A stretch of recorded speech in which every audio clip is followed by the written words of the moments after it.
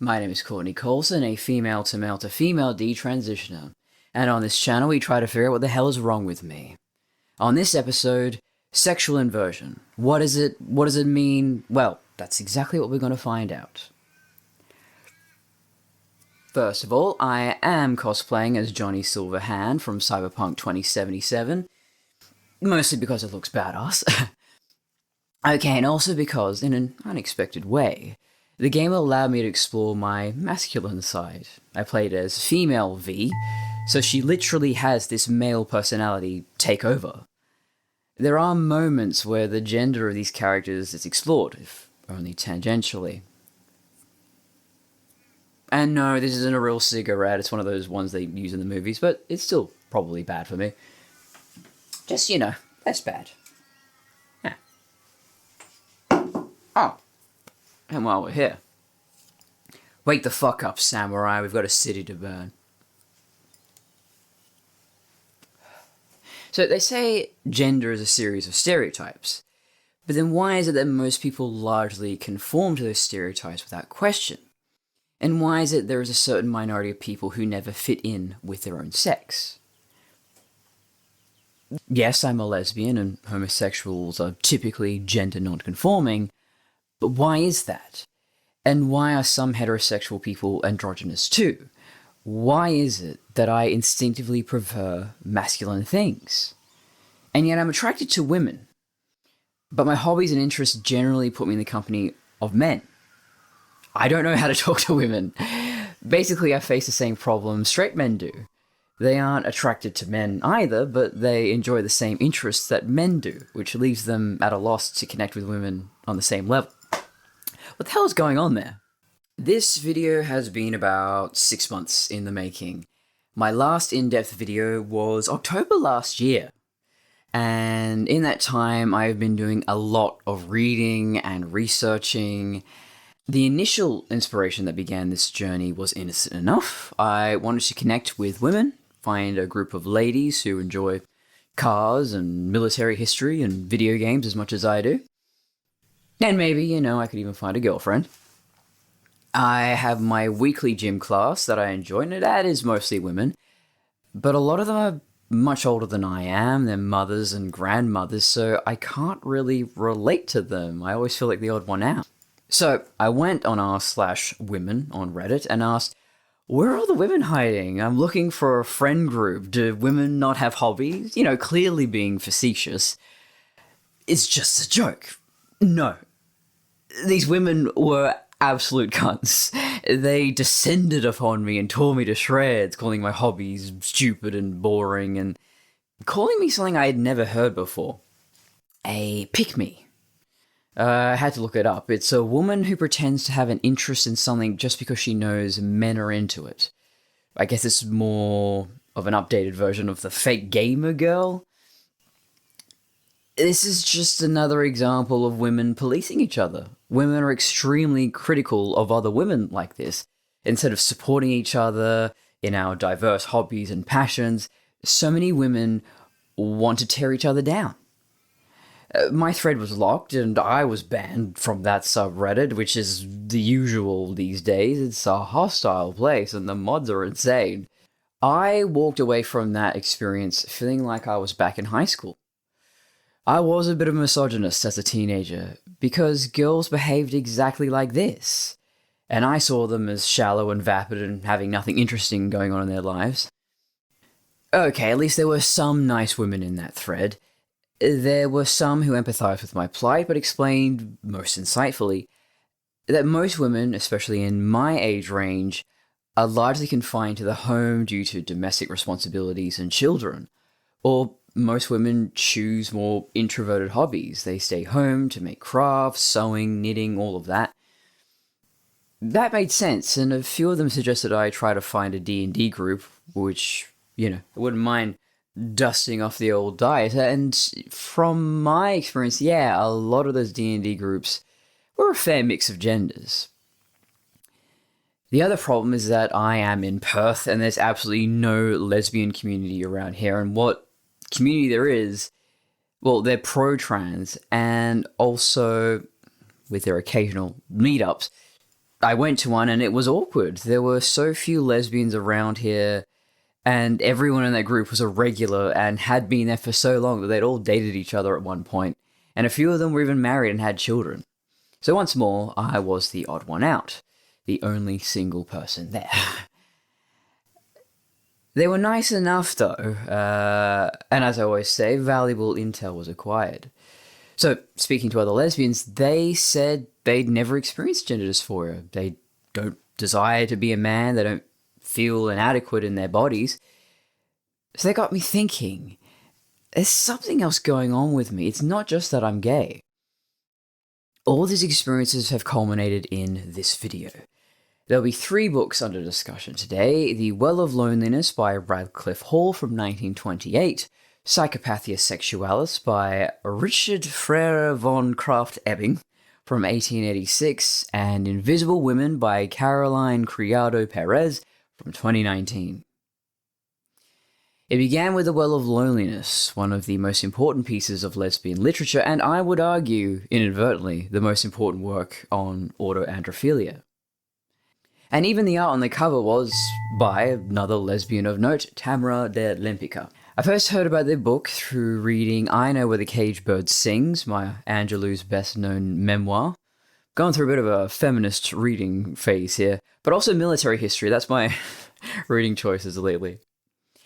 Maya mentioned reading The Well of Loneliness in her early teens when she had the usual confusing feelings about her changing body at that age. Her genitals were developing, and she concluded that she must be becoming a lesbian. She confused lesbian for some sort of hermaphrodite or transsexual, which seems funny, but after reading The Well of Loneliness, I can see where those lines could have become crossed. Those blurred lines, I argue, are not the result of outdated ideas of sexuality and gender, but rather ideas that were well ahead of their time, and still are. You see, The Well of Loneliness is a kind of response to Psychopathia Sexualis. This is one of the earliest books on sexual pathology.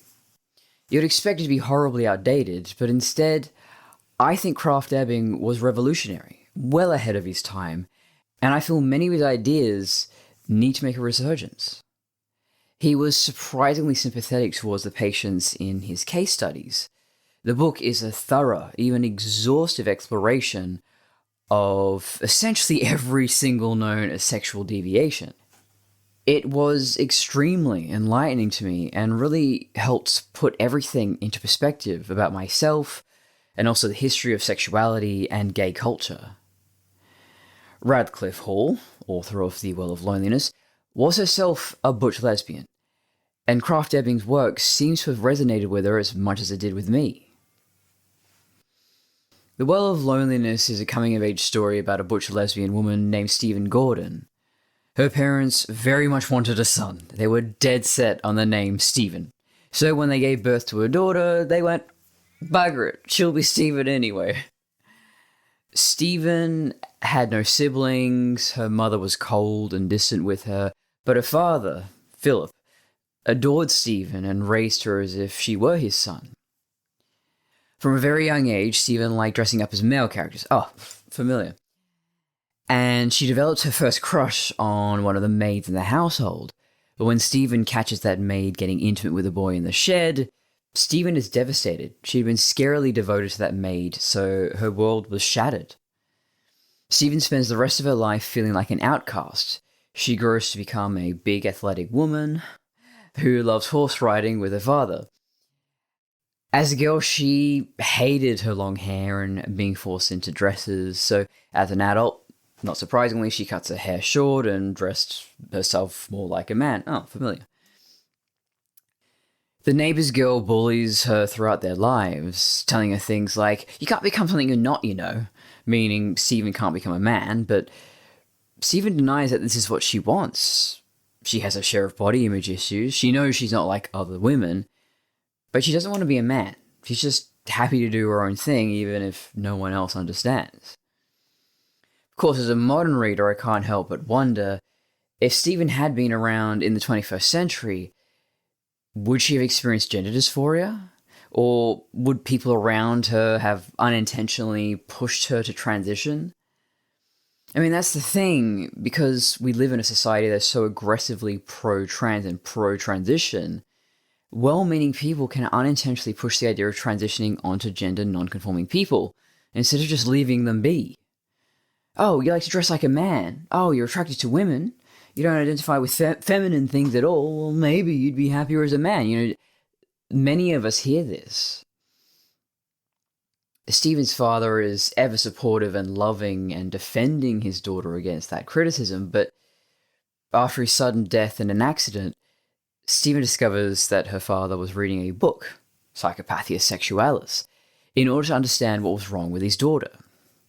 And Stephen finds it to be a revelation. She learns she is a sexual invert.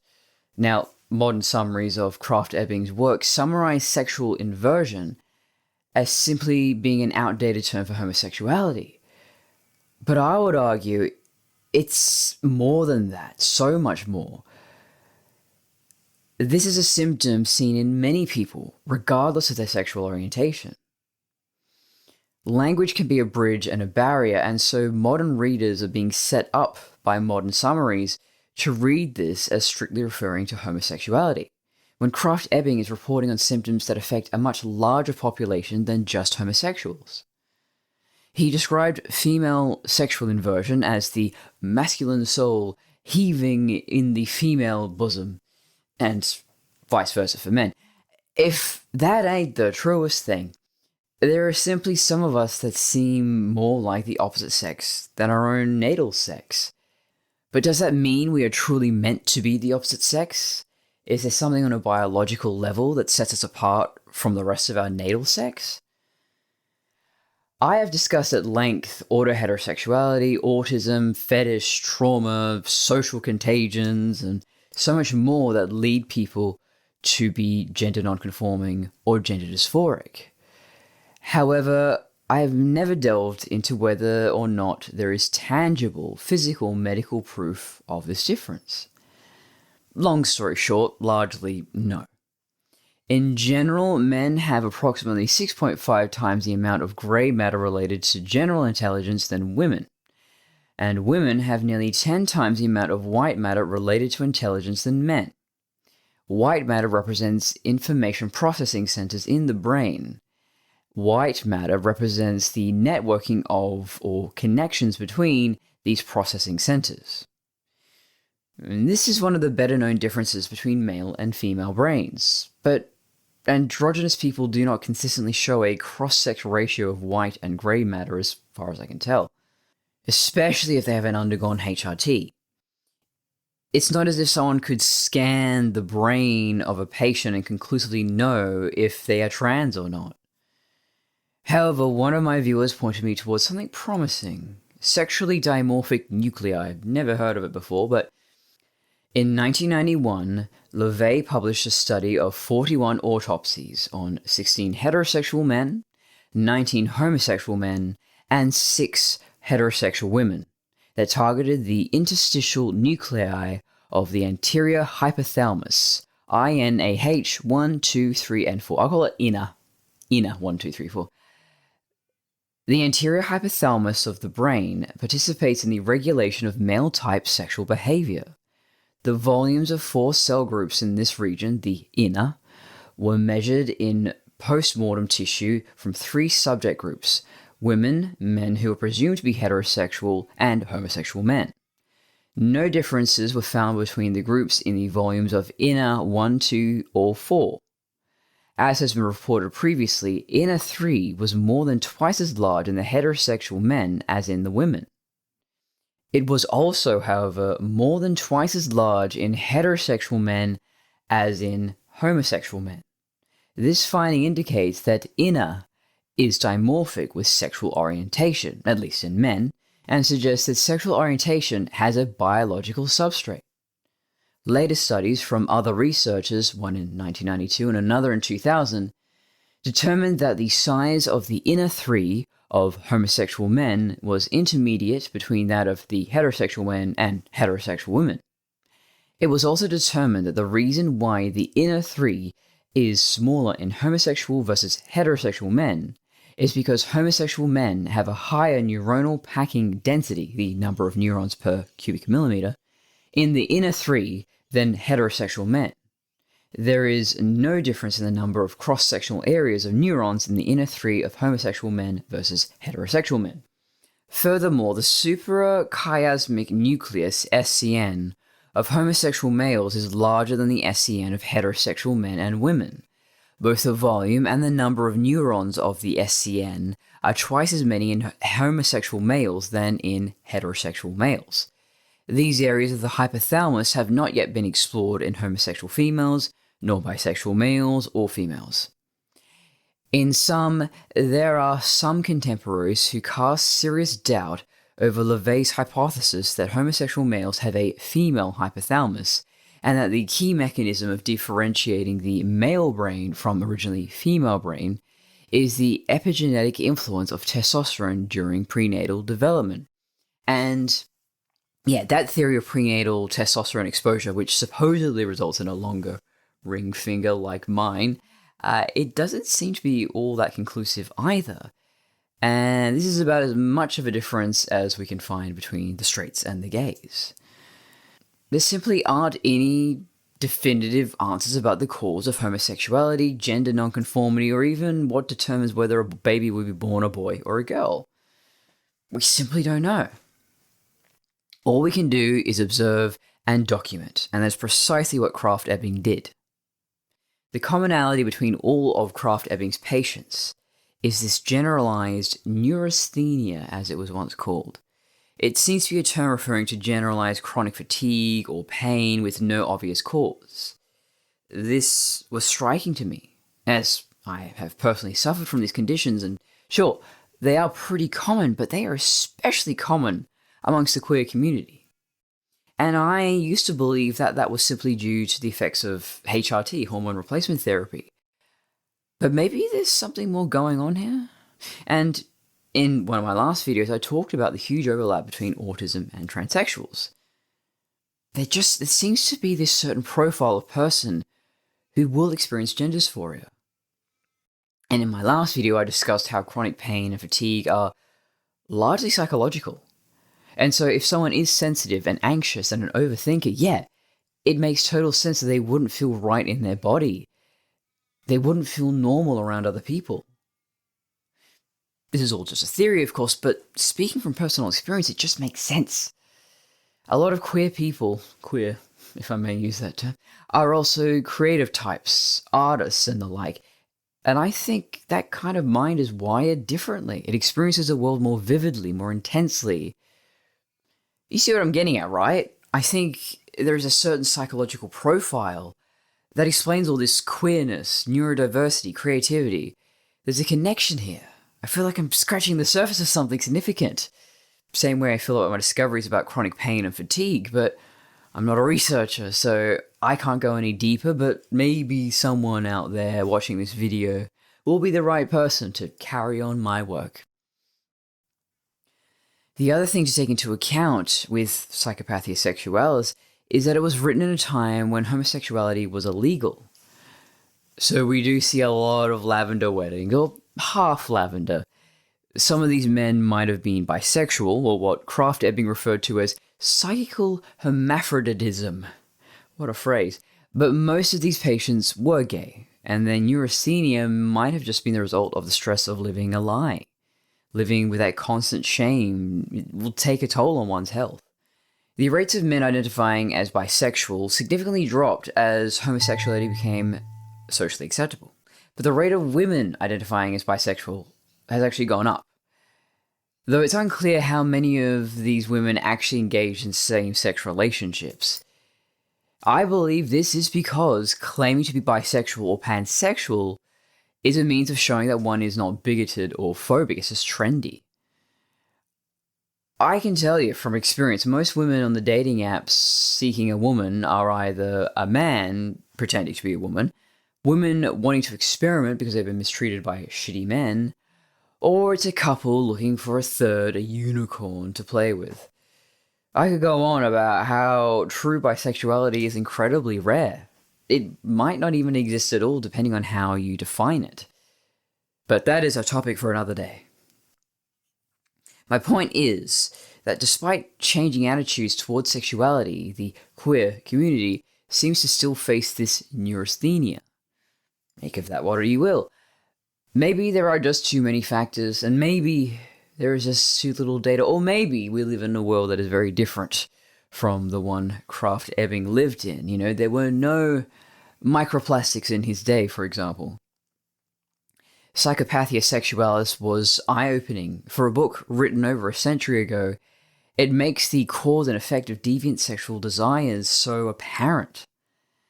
Denied normal sexual and romantic outlets, patients were destined to form unnatural fixations, many of which, interestingly, subsided when they formed normal relationships.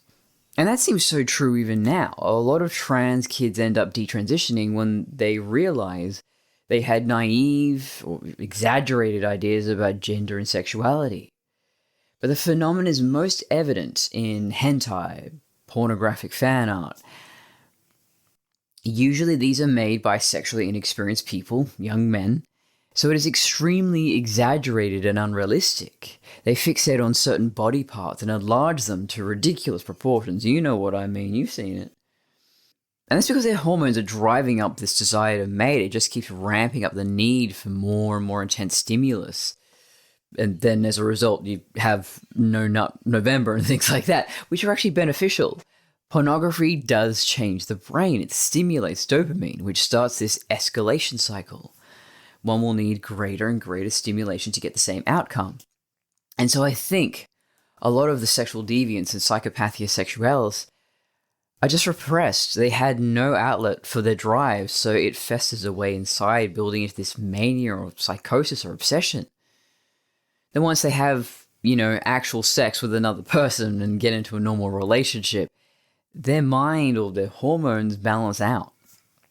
That's what Krafft-Ebing concluded, and it seems accurate. Okay, that was a lot, but that's everything we can say about the medical and psychological aspects of gender nonconformity and gender dysphoria. Now let's look at the social aspects, at least the ones that affect women. Which brings us to the book Invisible Women, which made my gender dysphoria worse, actually. It's a fantastic look into all the ways the world isn't made for women. There are countless examples of deliberate sexism, like how studies on women's health receive far less funding than those focused on men. And women, or even female lab rats, are used far less often in medical trials because their hormonal cycle is somehow too complicated to factor in. Which ignores the fact that men also have a hormonal cycle which fluctuates over a 24-hour period. I mean, even that study I mentioned earlier, they were looking at cadavers, doing autopsies on the inner three. They mostly focus on men. Why? Why were women not investigated to the same extent? Do they not matter? But there's many examples of possibly unintentional sexism. Cars are not safe for women because most manufacturers only use male crash test dummies and configure all the measurements of the seats and seatbelts around the average male proportions. Women are sitting too high and too far forward to be protected in an accident. And that just makes you think, well, hang on. Car manufacturers could make way more money if you had male cars and female cars, or you were selling accessories that were, this is a female seatbelt, this is a child seatbelt. They're just leaving money on the table. So that doesn't even make sense from a financial perspective. If I could buy a car made for women, of course I would. I'm driving a Saab, and Saabs, they're pretty safe, but they still have those same issues. And so I'm sitting really far forward. I have to sit up. And then, I'm reaching as far as I can to just use my tippy toe to push the clutch in. I can hit the brake and the accelerator easy enough because you're not pushing all the way down. But the clutch, it takes a lot of force, especially if it's a bit old. And yeah, it's just like, I'm used to it now, but that is not made for my body. Unisex clothing, protection, armor, none of that's unisex at all. It's based on average male proportions. As a result, women are unable to wear flak vests or protective masks or goggles correctly, and these things can end in fatality. It doesn't seem like any of this is deliberate malice, though. It's just men are in charge of most of these things, and men don't consider that women aren't just small men. It's no wonder, then, that so many women have gender dysphoria. We live in a world where we are constantly made to feel inferior. We have to compete with men when we are practically a different species. For example, there is no reason why bricks or bags of cement have to be as big as they are. There is no reason why piano keys have to be so far apart. The average brick is the perfect size for a man's hand, but a woman would have to use 2 hands. The average piano is perfect for a man's hand, but not for a woman. It would be impossible for her to reach. They do make smaller piano keyboards, though, thankfully.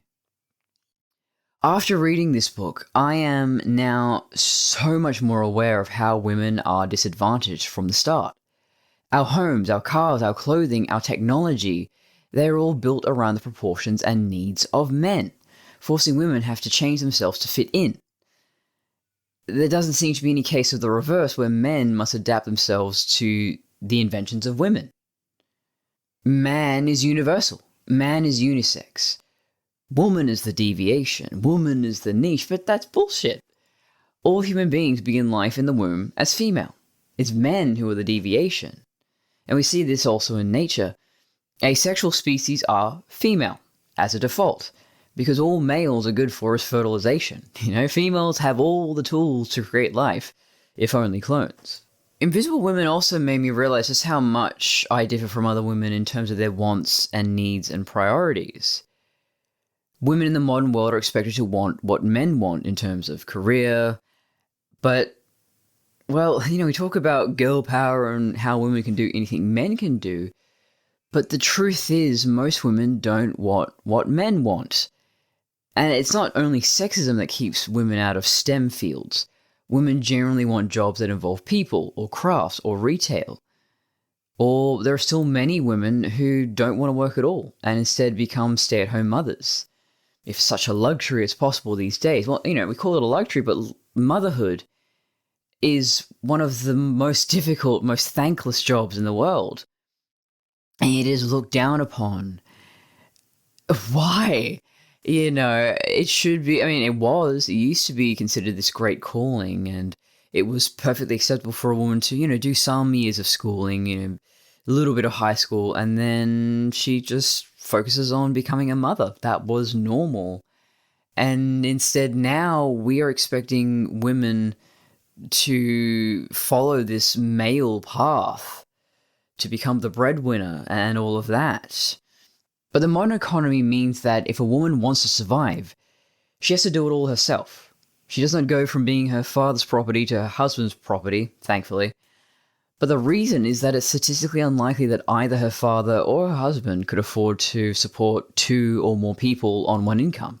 To add to this, childcare is not a public service for some reason, and maternity leave in most countries is insultingly limited. So having children has become prohibitively expensive, just another factor forcing women to assume a more masculine role in society. And, we kind of need to make the next generation. If we don't have more kids, where are your workers? Your workers will get old and retire, and then you won't have anyone else to keep your company going, billionaires. Look down on all the countless hours of unpaid labor that is largely done by women. Men have more free time than women, on average 2 hours per day, because most men just do their 9-to-5 job, come home, and do whatever they want. It's usually the woman who does the cooking and the cleaning and the tending to children in addition to her day job. And, that's just, on average, it's a stereotype. But yeah, that was the way it was in my family. My dad did sometimes cook and clean up after himself in the kitchen. But no, he never cleaned around the house. My mum had to go to work and then come home and look after the kids. She had to do everything. And then you've seen this double standard online where a single mother is criticized, the food she buys for her children, the way she dresses her children and all of that. And yet if a single father does the bare fucking minimum and shares it on Instagram or TikTok, oh, such a great father, he's so good. No, if this was a woman, you'd think there was something wrong with her. And there's my own personal trauma to factor in. So, for most of human history, men are the providers and protectors, while the women tend to the needs of the home and the children. This isn't sexism, it's a valuable dynamic, a perfect balance. But through my own life experiences, I've never had such safety and security.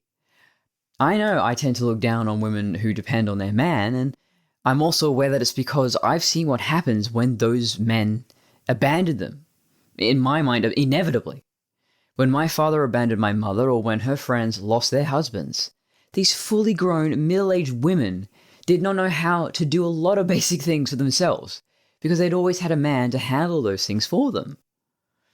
And so my life experience has taught me to become as strong and independent as possible. Never need anyone, never get too close. Everyone will betray you in the end. I'm in survival mode.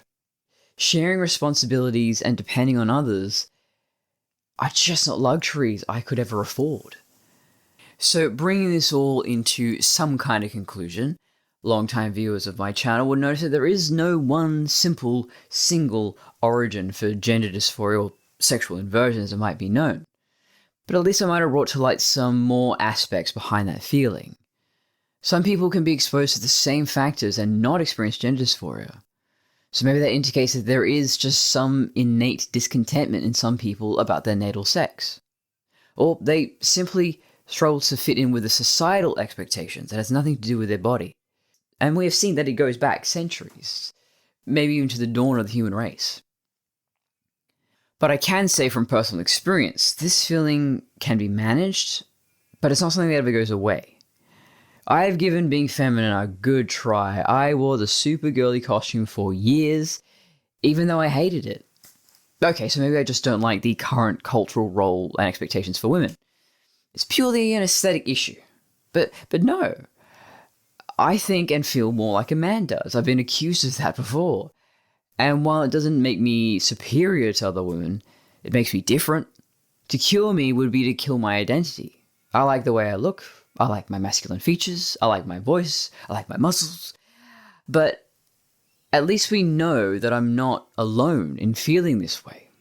And you too. Maybe you're like me. I was really hoping I would get to the bottom of this. I would just read enough books and I would find the answer, but no.